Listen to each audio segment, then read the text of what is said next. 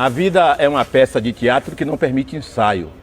Itabuna é que é um pedaço da minha vida. Eu nunca pensei em sair daqui. Tive uma infância saudável, né? Eu cheguei aqui com dias de nascido. Bati aquele fole, vupo, vupo, vupo. É prazeroso, é gratificante. Fígado cru, aí todo mundo ria, né? 70, acorda, 70, acorda, 70. Aí eu fiquei gerenciando a fazenda, roubando pra caramba. Deus me livre.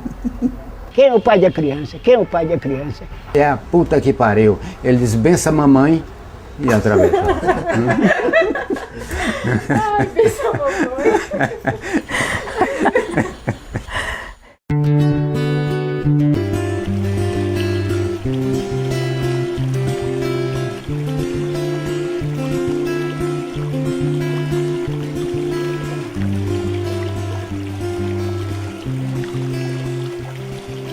Ali é um sequeiro, né?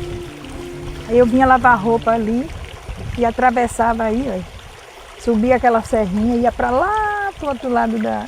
uma fazendinha que tem lá adiante. A gente ia catar goiaba, catar cajá, genipapo, caju. Eu nasci e me criei aqui na beira do rio. Vivo da pesca, gosto do que faço. Criei todos os meus filhos aqui. Hoje tenho os netos. Quanta saudade da infância, né? As margens, lá na área do Campo Formoso, fazendas do meu pai, muitas engazeiras, né? Então, dos galhos das engazeiras, nós pulávamos ao rio. Nenhuma poluição. Naquele tempo eles falam em madrigais, né?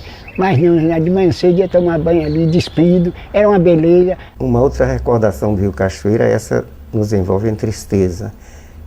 O meu irmão Aguinaldo, com 18 anos de idade, ele saiu com um amigo e justo ali em frente à Praça Olento Leone, mergulhou e não retornou. A enchente de 67 trouxe prejuízos enormes para Itabuna, material, enfim. A água bateu até aí. O quintal ficou alagado. Por sinal, foi a única enchente que durou 2 anos aqui em Itabuna. Seu Zé, isso é absurdo, 2 anos, porque ela começou em dezembro de 67 e terminou em janeiro de 68. Quer dizer, foram 4 dias praticamente dessa cinquentenária aqui alagada.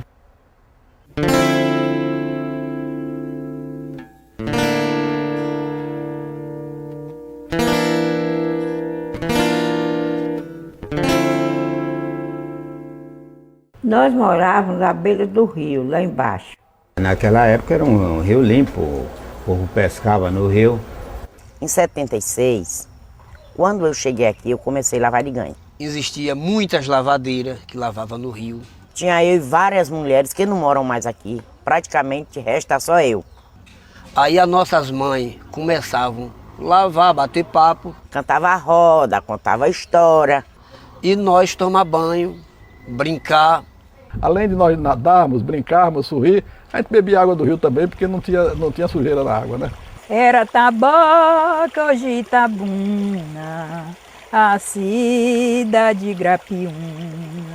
As águas do Cachoeira serviam até para beber, mas o povo só queria a água do Mutucugê. Era Taboca, hoje Itabuna.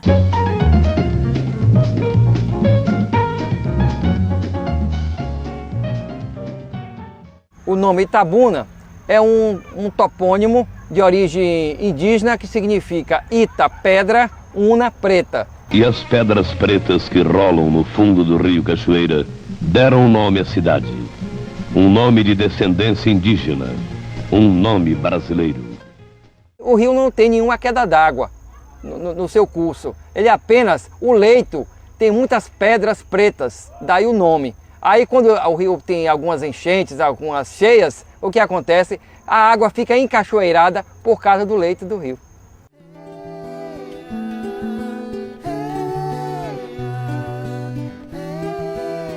Ferradas era uma passagem de tropa, de gado. Jorge Amado nasceu lá, mas não sei se desgostoso ou não conservou esse elan de ter nascido, porque nascido em Ferrada, consequentemente, seria itabunense. Mas Ilhéus adotou de tal maneira que jamais, em tempo algum, deixou que ele dissesse que era filho de Ferrada. A história de Ferradas é uma das coisas mais interessantes e tem um rico significado e historicidade para a formação do município de Itabuna. Ferradas, como aldeamento indígena, começou em 1815 e o Frei Ludovico de Livorno, que veio da Itália, veio diretamente para aqui e aqui começou um trabalho de 49 anos e aqui deixou um grande legado. Vários aldeamentos indígenas foram assim edificados entre o perímetro de Itabuna e Vitória da Conquista. Ferradas era o maior dos aldeamentos. Em 1840, por aí, começa o Caldeirão Sem Tampa, que era uma fazenda ali no bairro de Fátima. Tinha apenas duas casas, uma casa do dono da fazenda e outra dos empregados da fazenda.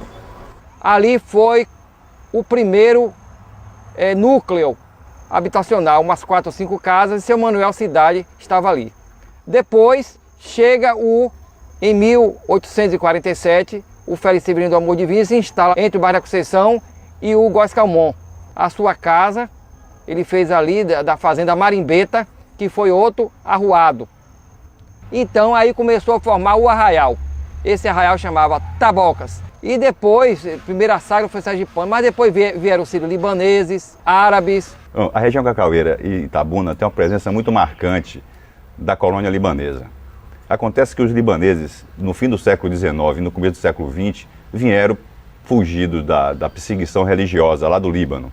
Você sabe que o Líbano era colonizado pelos turcos, não existia o Estado do Líbano, o Estado da Síria, não existia, eram possessões.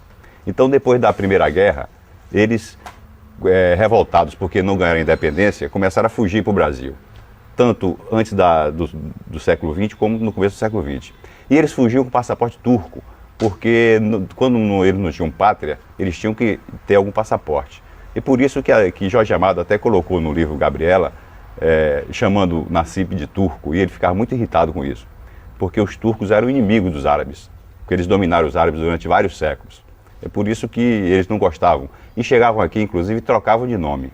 Não é? Eles viram, por exemplo, o primeiro que veio para aqui, para o Brasil, foram os Marons, uma família chamada Maron, que era, eu acredito que esse nome Maron era de origem dos maronitas, que é um ramo do catolicismo. Os árabes de Itabuna são quase todos de Aituli, uma cidadezinha do Líbano. Os Age, Rian, Abdala, Habib, os Baracate, os Bidres, todos vieram de Aituli e todos são contraparentes. Nascido com muita honra aqui em Itabuna, minha mãe Maria Campos Silva, sergipana, meu pai baiano de Igreja Nova, norte do estado. Preocupação constante, a de educar sempre mais a sua juventude. Na primeira fase, jovem, ensinando em todos os ginásios, e aquela vaidade de quem sabe tudo, né? Eu era realmente vaidoso. E hoje, quando eu estou a ler cada dia, às vezes 2, 3 livros, eu sinto saudade de não poder levar essa bagagem de hoje para os meus ex-alunos. Me penitenciou porque, aí eu digo, fui um professor simples, ensinei pouco. Se fosse hoje, eu estaria mais dedicado, amando mais essa profissão, que, resumidamente, eu digo, é um sacerdócio. Só é bom professor aquele que ama o ensino.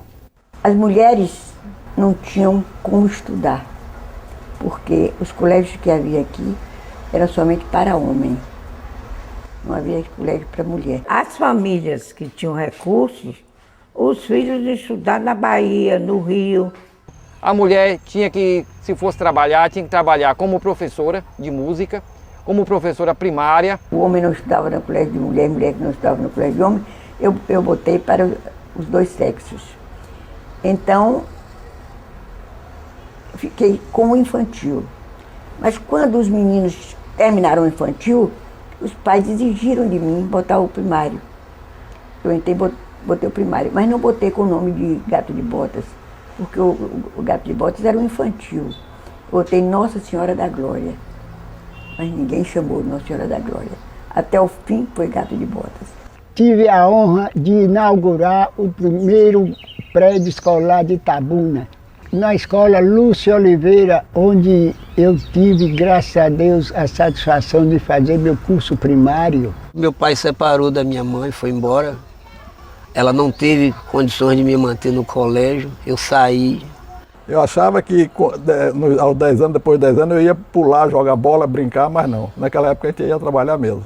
Eu pesco a semana todinha, eu trato junto com o meu filho, eu vendo no centro comercial. Todo itabunense, que eu fui um homem iniciante aqui, nasci e me criei aqui, minha família é daqui, a gente sente na obrigação, né, de construir, deixar alguma coisa para marcar a presença da gente na região, na cidade.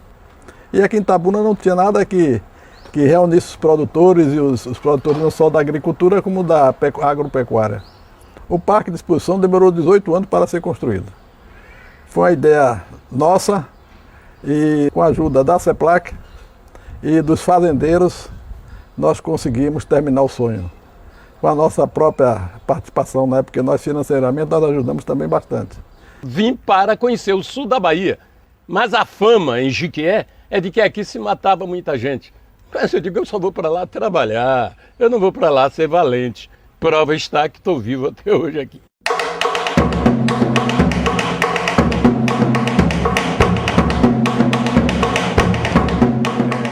Na década de 60, nós tocávamos bailes nos clubes, inclusive Itabuna tinha clubes em todos os bairros. E nós, como os músicos da época, inclusive os mais solicitados, tocávamos em todos os clubes. Era o ponto recreativo da sociedade, não é? Principalmente aos domingos.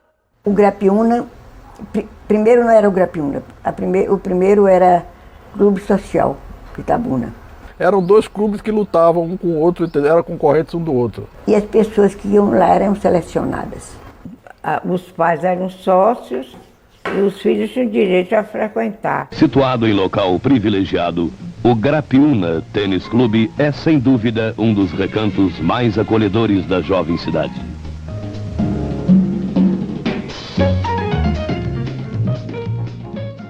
Eu não participava e não tenho nenhuma noção do que eram as festas do clube. Porque os clubes eram clube fechado, né? Só entrava quem era sócio. Quem tinha condições ia lá e quem não tinha ficava de fora só observando. 10 horas havia no Itabuna Clube chamavam uma domingueira. Durante algum tempo eu fui convocado para participar das diretorias dos clubes. E o curioso é que éramos obrigados a identificar aqueles que não estavam dançando de modo adequado e convidávamos o casal para comparecer à diretoria, quando então, muitas vezes, eram obrigados a deixar o clube. Eram exigências da sociedade, que inclusive, em certas circunstâncias, nos procuravam para denunciar que determinadas moças eram incubadas.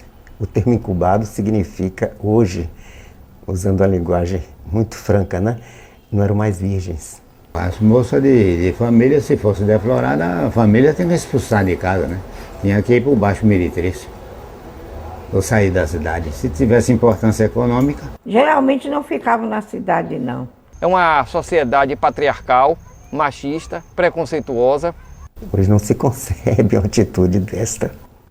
Olha, as festas de antigamente eram bem melhor do que a de hoje. Eram bonitas, o carnaval era muito bonito, as moças todas estavam lá, o lança-perfume você jogava no pescoço da moça, aqui era um ato de galanteio. Era uma alegria total, você tinha um clube com as pessoas fantasiadas, desfile de fantasia. Naquele tempo, o curso eram carros com a capota arriada. Aí, à tarde, se alugava, quem não tinha carro próprio, é lógico que eram poucos na época, e sentavam na capota, agora, um carro atrás do outro. E aí enfiava com a serpentina, um carro ia jogando para outro, até o último carro. Tocando as marchinhas carnavalescas, que eram um sucesso da época, hoje, o que não se tem hoje, porque naquela época nós não tínhamos axé ainda, e de maneiras que os bailes eram uma apoteose, era algo assim esperado até pelo Grapiúna. Certo dia que era no Grapiúna, outro dia no Itabuna. Todo mundo respeitava, era festa de respeito, não existia violência. Tinha cinema, né? Já tinha cinema. O cinema faz parte da região. E o povo gostava de cinema. Desde aqueles primórdios, né? Porque antigamente tinha aqui o Cine Elite, ali na Cinquentenário. Era uma fila de gente que dobrava a rua a 200, 300 metros para tentar no cinema. Todo mundo queria cinema. Naquele tempo não tinha televisão, rádio incipiente. Coube a senhora Lafayette Veloso, digníssima esposa do juiz de direito da cidade de Itabuna, descerrar a fita simbólica da inauguração do majestoso Cinema Catalunha. Ia para o cinema por satisfação, compreendeu, de segunda a domingo. Nós dávamos, naquela época, 3, 4 sessões. Do Rei Ming, Flas Gordon, de Buck Jones, de Tomix, do Rititi, do Cavalo Rex. Supício de uma saudade. Aquilo era uma beleza, aquilo eu como menino, os meninos só pensavam nisso, só falavam nisso. Tinha filme diários e tinha filme seriado. Era os cowboys, por exemplo, era filme dividido em série. Dava episódio para vir no outro, para vir para completar, era tipo novela. Toda semana tinha eventos, a cidade era mais rica culturalmente, os colégios também, os professores levavam a sério o trabalho de educadores. A cidade foi crescendo, já mudou a sua tática, pois o bairro Cajueiro agora é bairro de fato. Tinha o jardim da Praça do Fórum, mas ninguém frequentava lá, que era à noite, era, como se diz, antes de... Ali era chamado também o Jardim das Gatas, porque quando terminava o cinema, a turma ia para ali sentar e pegar as gatinhas. Eu nunca fui lá pegar gatinha, não, mas assisti pegarem e assisti também os miados das gatinhas. Gata, na década de 40, na década de 50, era aquela funcionária doméstica, aquela empregada doméstica que a turma já tratava como prima das primas de vida fácil, não é? Mais ou menos isso. Eu não sei se vocês me entendem. De maneiras que chamava de gata, né? Mas o principal jardim era na Praça Olinda de Lombo, que era o Jardim dos Namorados. Naquele tempo não se namorava brigando como fazem hoje, não. Quer dizer, brigando, tocando murro. Naquele tempo era assim, um para lá, outro por cá. Agora tinha as aulas, de passava, tirava uma folhinha, ela passava, oi, o que é que há e tal. Mas era uma coisa maravilhosa. Terminava as matinês, as pessoas iam, a moçada, essa coisa, passeando. Havia realmente um namoro romântico. As moças ficavam rodando, os rapazes parados, né? E ali começava o namorinho, um piscar de olho, aquela brincadeira inocente dos jovens, né? E elas todas graciosas, geralmente elas não queriam namorar com os rapazes da cidade, que geralmente eram rapazes mais sem condições, né? As melhores famílias mandavam os rapazes para Salvador para estudar, para ser professores, médicos, cientistas. E nós daqui era apenas gente da cidade. Então elas davam preferência a namorar quando eles chegavam. E a gente sempre ficava sobrando. Meu avô conheceu minha avó, meu pai conheceu minha mãe, eu conheci minha mulher. Isso não tem mais, acabou. Tinha o clube, tinha um jardim e tinha até a zona do Baixo Meretrício, que era um folclore na cidade. Era um bairro todo, o bairro de Fátima. Eram 3 ruas, todas de casas de tolerância, vamos assim dizer. A rapaziada saía dos bares, evidentemente tomando, além do Guaraná, alguma coisa mais forte, e participavam do restante da noite lá no bairro de Fátima, no Cajueiro, que era o nome oficial da época. E lá no Cajueiro nós tínhamos essas moças, que aí nós não sabemos como definir, porque lá estavam jovens e mais velhas também, para curtir a noite, né, o fim de noite com as primas, né, da época. Era identificado em primeiro lugar pela luz vermelha, né? Nessas casas de luz vermelha, elas estavam sempre estabelecidas nas ruas, no perímetro das ruas, não é? E lá você via, onde tinha luz vermelha, podia entrar naturalmente. Onde não tinha luz vermelha, não podia entrar. Agora o que acontecia lá por dentro aí é outro problema, né? Os senhores mais velhos da época, eles não participavam muito junto com a juventude, porque a juventude sempre foi aquela juventude de levar a coisa na baderna, brincando, curtia e tal, e eles se resguardavam, de maneira que algumas casas se estabeleciam numa dobra de esquina, em um setor mais afastado um pouco, para que esses cidadãos pudessem frequentar sem ter que brigar para conseguir o sigilo, né? Prostituição de elite, que era de Carlos Barreto, o bispado. Tinha a prostituição também da classe média. Da classe média era o bordel de Dona Esté, hoje ali naquele morro que foi demolido para abrir a Avenida Cinquentenário com a Juraci Magalhães. Ali ele foi aberto em 57, aquilo ali, aquele morro ali. E ali em cima tinha a Cruz do Pecado, uma cruz toda iluminada de vermelho. Ela ficava ali. Depois, nos anos 60, essa cruz caiu, que ali também funcionou um cemitério também. Praça Olinto Leone, ali teria sido o cemitério, a igreja de São José estava próxima. Eu não me lembro, o ano deve ter sido na década de 30 ou 40. Mas dali saiu para a Rua Duque de Caxias, onde hoje é a Rua Duque de Caxias. Não era a Rua Duque de Caxias. Com o surgimento das casas, se mudava o cemitério de local, entendeu? Da Duque de Caxias ali saiu mais para frente de onde hoje é a Catedral. Depois retornou pela Benjamin Constant.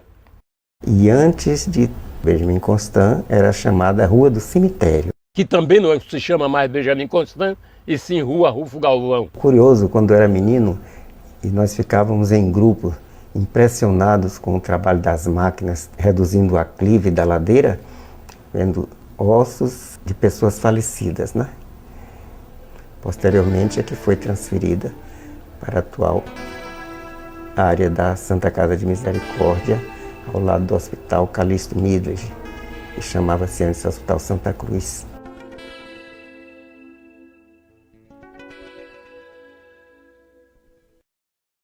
Existe a Burundanga, não lembro do seu prefixo. Tinha a Rua da Lama e o Beco do Fuxico. O que diferencia o ABC da Noite, o meu bar, dos outros bares é que o meu tem horário, né? Nesse horário eu copiei justamente na Inglaterra, porque na Inglaterra os bares fecham no horário certo, tem horário disciplinado para fechar. O Bar ABC da Noite, na festa agora do centenário de Itabuna, ele vai completar 50 anos. E quando Itabuna completa os 100 anos.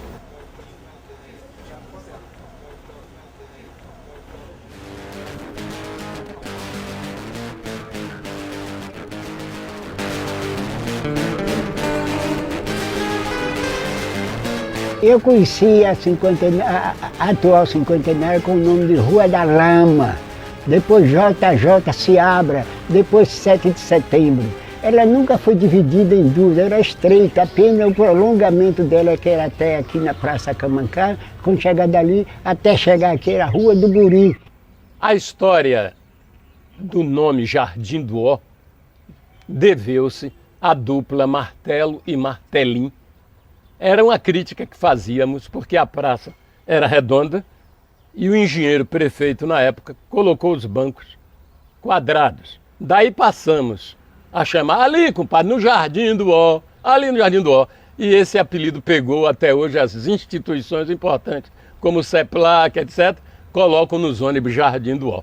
Não saiu mais nunca esse apelido da praça que chama-se José de Almeida Alcântara, o ex-prefeito de Itabuna. A Praça Olinto Leone teve vários nomes. Jardim 15 de Novembro, Largo da Matriz e Olinto Leone. Já a Praça Camacan, que hoje é a Otávio Mangabeira, tinha uns eventos culturais lá de vez em quando, assim. O Teatro ABC foi demolido para fazer aquela praça, ter uma praça mais abrangente, tomar toda a sua ambiência, não tem nenhum empecilho ali. Aqui era o campo de futebol de Itabuna, hoje é o Centro de Cultura. Centro de Cultura, olha. Futebol é cultura, não é? Saber. Então eu posso dizer que fiz alguma coisa pela cultura. Foi preciso eu fugir daqui de Itabuna para jogar no Rio. Para o América. Eu jogava na FUB, Federação Universitária Baiana de Esporte. E eu fiz a preliminar de Bahia e América. Resultado, quando terminou o jogo, a direção do América veio me procurar. Eu disse, eu não vou não, porque meu pai tem pavor a futebol e eu não quero contrariá-lo. Mas o que é bom, você vai ganhar dinheiro, etc, vai namorar muito. Que por sinal namorei muito, pô. Vivo com a 14ª mulher. Grita me viu jogar e disse à direção do América para me contratar. Pediu que eu fosse, eu digo, eu vou. Aí fugi de meu pai, fugi da família toda.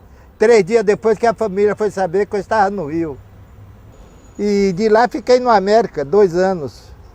Aí eu vim para Ilhéus jogar aí em Ilhéus, sábado contra Ilhéus, domingo contra Itabuna. Quando eu menos espero, estou preso. O delegado de Itabuna era meu irmão.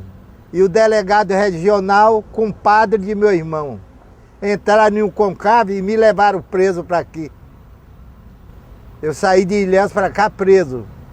Mas fiquei dentro de casa, né? Meu pai, trouxe o descarado que o senhor mandou. Eu cheguei, abracei meu pai, beijei, abracei minha mãe. Fiquei em uma boa com todo mundo.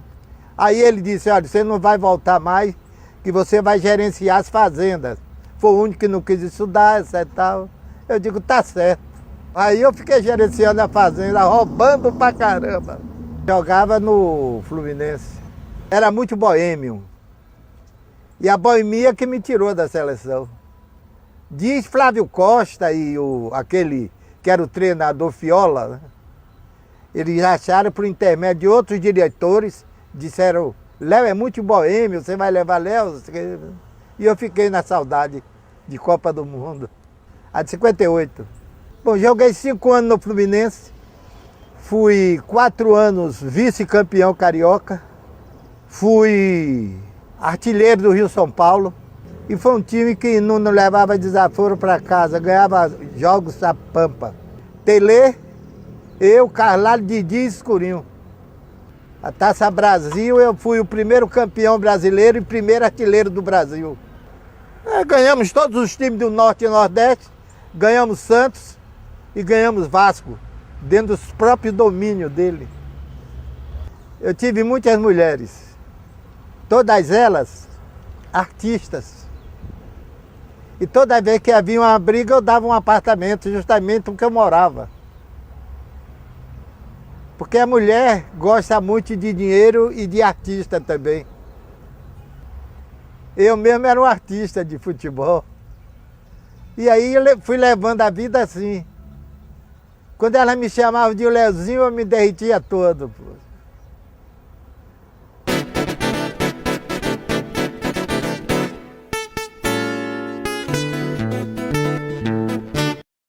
Eu nunca fui um craque. Eu comecei na várzea, como diz, no suburbano. Aqui mesmo, perto aqui, tinha um campo, chamava Espinhais do Macaco. Bati meus babas e tal. E conseguimos fazer naquela época um time que, em vários torneios. Tinha o Flamengo, tinha o Fluminense, tinha o São Paulo, o Clube do Pontalzinho, enfim. Fomos reunimos os melhores craques na época. O meu nome, por exemplo, era Zé Nunes jogava bola. Eu corria tanto que me botaram o apelido de Máquina 13. Em homenagem à Estrada de Ferro, naquele tempo tinha máquina 13, 14, 15, então máquina, porque eu corria muito, eu corria mais do que a bola. Compreendeu? Em 50 eu já batia minha bolazinha, mas trabalhava já no ramo de laticínio, compreendeu? Com o Mário Padre. Nessa época foi quando veio a Copa do Mundo, que eu tenho 2 jogos atravessados aqui na garganta. Pedi ao meu patrão para ir conhecer o Rio de Janeiro e, consequentemente, assistir 2 jogos. E tive onde assistir Brasil e Espanha, 6-2, ganhamos. Então veio aquela história do já ganhou. Quando foi no domingo, vamos perder para o Uruguai, que está com isso aqui atravessado até aqui. Que jeito, até hoje. Mas Nunes, daqui por dia nós já ganhamos, já foi campeão, bicampeão. Mas eu queria ganhar aquela, que nós preparamos a casa, preparamos o Maracanã. Eu tive a honra praticamente de inaugurar o Maracanã. Naquela época teve 200 mil pessoas, 200 mil não, 201 que eu estava lá, compreendeu? Resultado, perdemos. Itabuna era uma cidade formidável, era uma cidade bonita, bela por causa da sua gente, né? bela por causa de suas casas, bela por causa do seu povo, bela por causa dos vizinhos, todos os vizinhos eram uma família só. À noite se reunia para contar casa, de histórias, é uma beleza de história, você sorria, contava, um mangava do outro, contava os casos um do outro. Itabuna cidade foi sempre uma cidade pacata. E nós sentíamos prazer em sair, passear. Era muito melhor nos anos 50, nos anos 60. Itabuna era a minha cidade querida. Então eu ia para o exterior, andava no exterior, via coisas muito mais bonitas, mas a saudade de Itabuna existia dentro de mim. A geração dos Beatles, dos Rolling Stones, a gente presenciou uma transformação profunda. E Itabuna não ficou para trás. Itabuna era um paraíso na década de 60. Quer dizer, era uma beleza, tudo tinha, a natureza nos dava tudo. Era uma espécie de uma arca, né, de fartura. A televisão, a pílula, a revolução sexual, a revolução cultural mudou totalmente. Então nossa geração sofreu muito com isso, que a gente viveu e ajudou a transformar. Né? E a gente sente muita saudade desse tempo. A cidade evoluiu na parte comercial, né? Porque todo mundo sabe que houve a vassoura de bruxa. E os fazendeiros foram muito sacrificados, né? O modo de produção do cacau, né? da cultura do cacau, fez com que nós forjássemos uma elite assim, muito individualista, muito conservadora, muito apática. Itabuna cresceu, mas cresceu muito rápido, desordenadamente. Isso refletiu na parte do urbanismo, do transporte, né, nessa desorganização urbana que tem em todas as cidades que cresceram rapidamente no Brasil. Itabuna é um exemplo disso. Itabuna está no ponto estratégico. Se é para ir para Salvador, tem que passar por Itabuna. Se é para o Rio de Janeiro, tem que passar por Itabuna. Se vai para Brasília, tem que passar por Itabuna. Então Itabuna é como se fosse assim um entreposto. A educação transformou isso aqui. Itabuna é uma cidade hoje em pleno desenvolvimento e vai crescer, porque Itabuna é potente, ela tem uma agricultura permanente do cacau, que hoje não está em boas condições, mas vai mudar. Nós temos aqui a agricultura de café que está chegando, entendeu? De uma forma violenta. Nós temos uma pecuária dinâmica, uma agropecuária, pecuária de leite, pecuária de corte. Itabuna é trabalho. A salvação foi o comércio. E essas fábricas que vêm de fora, né, essas indústrias. Não é só desse ano do centenário, é toda a vida. Todo mundo construindo algo para deixar para as futuras gerações, certo? Se trabalha com praças, pode se trabalhar com instituições, pode trabalhar com a religião, trabalhar com a cultura, memória, patrimônio. Nós temos um povo trabalhador, nós temos a terra que é boa, que é ondulada, graças a Deus ela é ondulada, nobre, com profundidade bastante para se implantar qualquer floresta. Dias melhores virão. Itabuna é que é um pedaço da minha vida, motivo da minha fé, lembrança da minha infância querida. Sinto por Itabuna um amor como todo bom filho sente, né? Itabuna criança, Itabuna menina, Itabuna jovem, e aí cada vez os sentimentos se ampliando. Foi aqui que eu me criei, foi aqui que eu nasci. Tive convite para muitos lugares do mundo. Nasci aqui, passei 10 anos fora em Salvador, me formei e voltei para aqui. E não aceitei em lugar nenhum. Eu só não fiquei milionário em futebol por causa de Itabuna. Não podia deixar Itabuna. Passava um mês, 2 lá, já ficava louco para vir embora. É isso aí, eu não trocaria nunca. Recebi proposta dos clubes espanhóis. O dinheiro que eles me ofereceram dava para comprar todas as fazendas de meu pai. Mas eu preferi Itabuna. Itabuna é uma mãe para todo mundo. Todo mundo que vem de fora gosta de Itabuna. Praticamente me criei, porque cheguei com 8 anos. Aqui aprendi minhas primeiras e segundas letras. O amor por Itabuna é você ter um grande amor na vida, né? Não aceito que ninguém fale mal de Itabuna. Gostar eu não gosto não, tenho verdadeira adoração. Eu sou apaixonado por Itabuna. Sempre fui e serei. Adoro Itabuna. É minha segunda pele. Macaco de auditório de Itabuna. Era Taboca, hoje Itabuna, a cidade Grapiúna.